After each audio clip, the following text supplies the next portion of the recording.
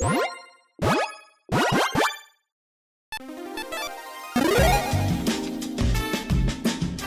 and welcome to the Commander's Quarters. I'm your host Mitch, glad to have you here. Here at the Commander's Quarters, we're all about Commander on a budget.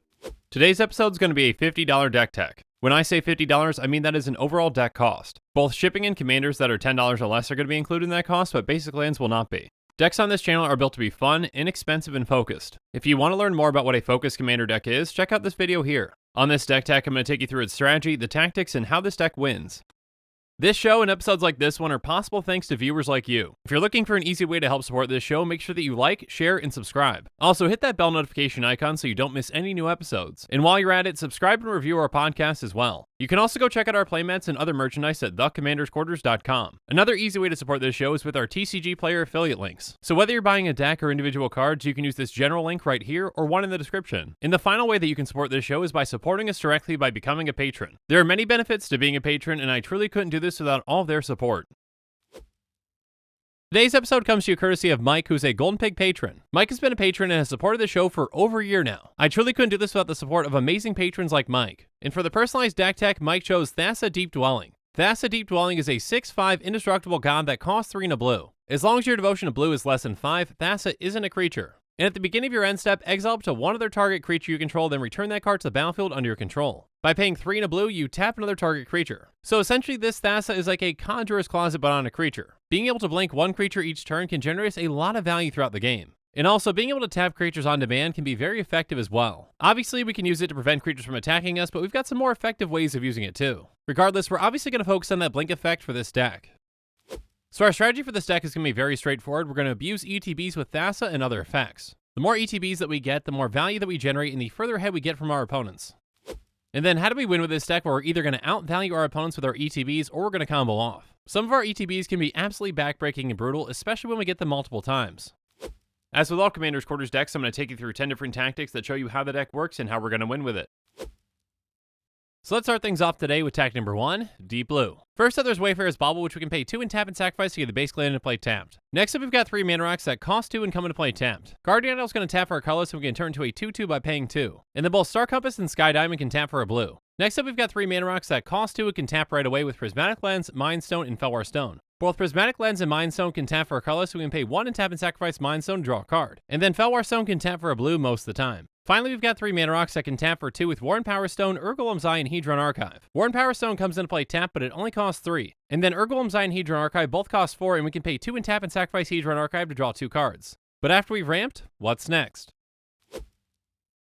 Let's move on to tactic number 2, Dwell on it. First up, we've got Fairy Seer and Overwhelmed Apprentice, both of which are going to let us scry 2 when they come into play. On top of that, Overwhelmed Apprentice is going to mill each of our opponents for 2. It can actually be part of a combo in a win condition if we can pull it off. But we'll get to that combo later. But for now, let's move on to some creatures that loot for us with Alfamiliar, Merfolk Traders, and Champion of Wits. When Alfamiliar or Merfolk Traders come into play, we're going to draw a card and discard a card. And then when Champion of Wits comes into play, we're going to draw cards equal to its power, and then if we do, we discard 2 cards. Next up, we've got Fibbleflip the Lost and Merchant of Secrets, both of which are going to draw us a card where they come into play. But if Fibbleflip becomes the target of a spell, we have to shuffle it into our library. And then we've got some more creatures that draw us a card, but they also have flying with Skyscanner, Cloudkin Seer, and Tomb Raider. Next up, there's Watcher for Tomorrow, which has Hideaway, so when it comes into play, it comes into play tapped, and when it does, we look at the top 4 cards of our library, we exile one of them face down and put the rest in the bottom of our library in any order. When it leaves the battlefield, we put that exiled card into its owner's hand. And then when Seagate Oracle enters the battlefield, we look at the top 2 cards of our library, one of those goes into our hand and the other goes in the bottom of our library. Next up, there's Riverwise Augur, which is essentially a brainstorm on a body. When it comes into play, we draw 3 cards, then we put 2 cards from our hand on top of our library in any order. And finally, there's Muldrifter, which when it comes into play, we draw 2 cards, and it's got Evoke for 2 and a blue. Creatures that have ETBs that provide card advantage can be huge, especially for a deck like this. But outside of drawing cards, we're also going to be running some tutor effects as well. So now it's time for us to move on to tactic number 3, Tutor Time. First up, we've got Tribute Mage, which when it comes into play, we can search our library for an artifact card with converted mana cost of 2, reveal that card, put into our hand, then shuffle our library. Getting a card into our hand every single time this comes into play can be very beneficial. We of course have mana rocks that we can use this to tutor for, but we also have another card that can be impactful as well. But another great tutor for this deck is Vidalcan Aether Mage. It has Wizard Cycling for 3, so by paying 3 and discarding this card, we can search our library for a wizard card, reveal it, and put into our hand, then shuffle our library. There are plenty of great wizards with ETBs, and we're running a lot of them with this deck. There are even some that combo, so having a tutor for them can be huge. But what exactly is that combo? Let's go over that now in tactic number 4, Combo Breaker. The base setup for the combo involves Archaeomancer, Peregrine Drake, and Ghostly Flicker. Now, I'm actually not going to go into an incredible amount of detail for this combo because I actually tackled this combo in a recent episode. So if you want to, go and check that episode on the best budget combos in Commander. Anyways, I'll go through those cards though and give you a brief overview on how this works. When our Chaomancer enters the battlefield, we return target instant or sorcery card from our graveyard to our hand. When Peregrine Drake enters the battlefield, we untap up to 5 lands. And Ghostly Flicker says exile 2 target artifacts, creatures, and/or lands you control, then return those cards to the battlefield under your control. So essentially, you cast Ghostly Flicker targeting both our Chaomancer and Peregrine Drake. Both of them exile and then come back. Our Chaomancer will get you back the Ghostly Flicker, and then Peregrine Drake's gonna untap your 5 lands. Ghostly Flicker only costs 3 mana, so you're gonna have 2 extra mana in your mana pool. So you're at the exact same spot that you were previously, but you've got 2 extra mana. You can keep doing this over and over again as many times as you want, gaining 2 mana each time. Essentially, this gives you infinite mana and infinite ETBs. You can then essentially choose to blink any other creature instead of Peregrine Drake since you already have that infinite mana. So if you have one of those creatures that can draw you a card, you basically can draw your entire deck from there. So you've got ways that you can mill everyone out, you can steal other things, or bounce other stuff. Anyways, there are actually a good amount of redundant effects for this combo. Mnemonic Wall, Salvager of Secrets, and Scrivener essentially do the exact same thing as our Chaomancer. Scrivener actually can only get you back instants, but instants are what your combo pieces are. Scholar of the Ages can actually get you back 2 instant or sorcery cards, so it also works. And then replacements for Ghostly Flicker are Displace and Illusionist Stratagem. Keep in mind that unlike Ghostly Flicker, these can only target creatures and not artifacts or lands. And also keep in mind that Illusionist Stratagem draws you a card whenever you cast it. But outside these combo pieces, there are also some generally good blink effects too.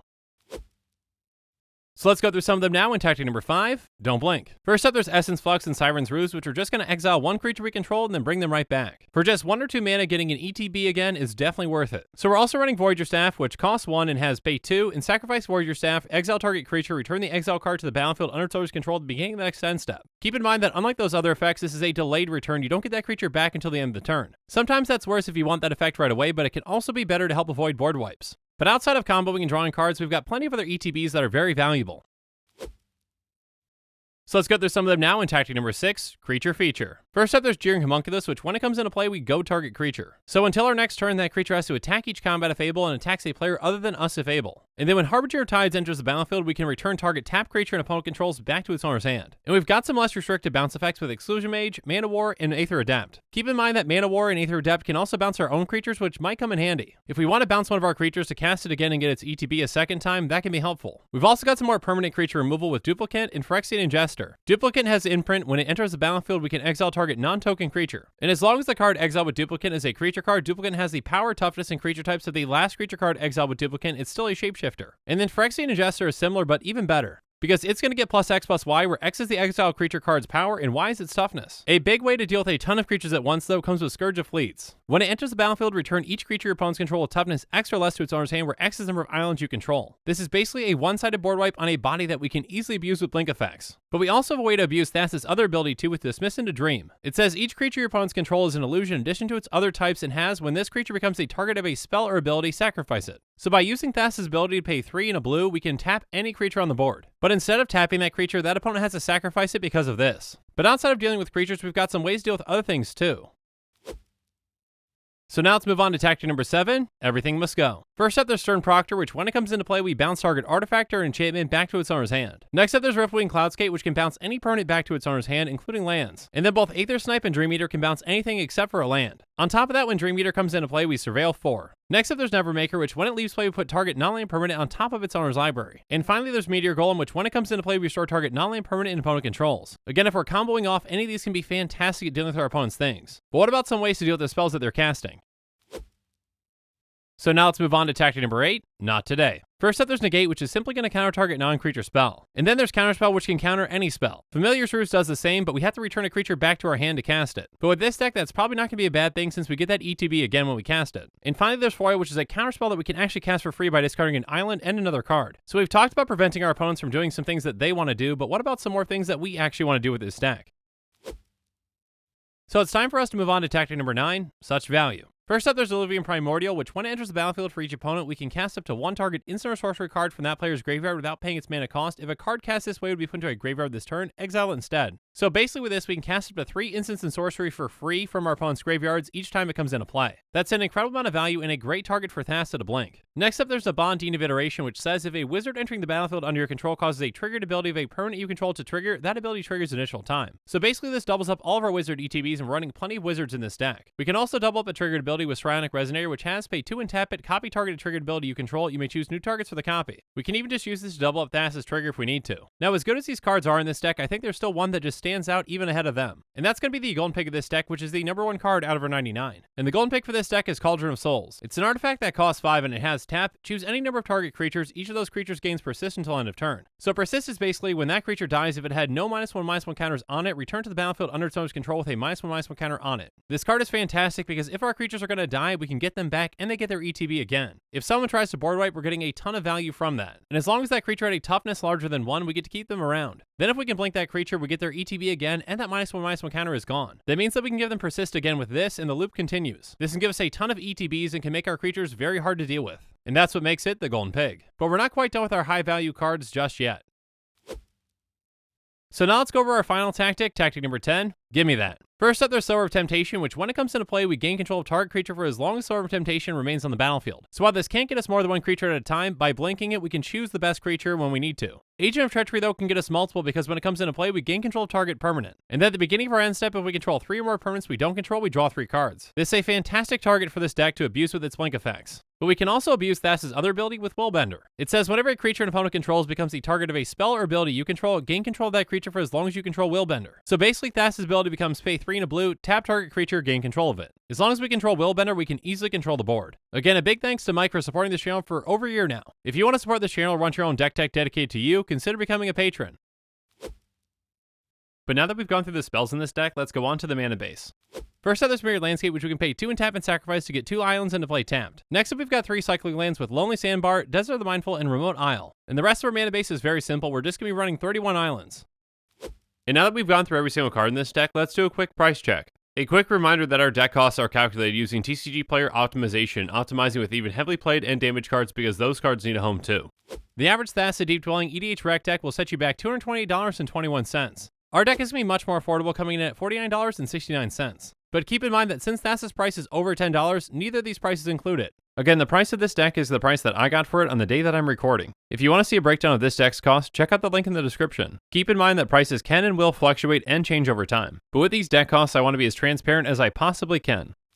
Again, Commander's Quarters decks are about to be tuned and focused within their budget, but there are always ways that we can improve on them. So let's go through some reasonable upgrades now to see what some of those ways just might be. First up, let's add in Reliquary Tower by taking out an island. Next up, let's add in Soul Ring by taking out Urgolem's Eye. And then we're going to add Master of Waves by taking out Aether Snipe. Next up, let's add in Panoramaticon by taking out Jeering Homunculus. And then let's add in Conjurer's Closet by taking out Voyager Staff. Finally, let's add in Dead-Eye Navigator by taking out Harbinger of the Tides. And now it's my turn to hear from you. So in the comments below, let me know what you think about this deck and what you think about the Commander in general. And make sure you're following us on social media for more updates and sneak peeks on future episodes. Again, a huge thank you to my patrons who help make this show possible. I truly couldn't do any of this without your support. If you want to support this channel directly, consider becoming a patron. There are many benefits to being a patron, including being able to vote on future commanders for deck techs. There are even tiers where you get your own personalized deck tech dedicated to you. You can check out all the Patreon tiers and rewards at patreon.com/commandersquarters. If you haven't already, make sure that you like and subscribe to the channel. Here at the Commander's Quarters, we're all about budget Commander. So while you're at it, go ahead and check out some of our other types of episodes. And with that, I'm out of here. Thanks again and have a good one.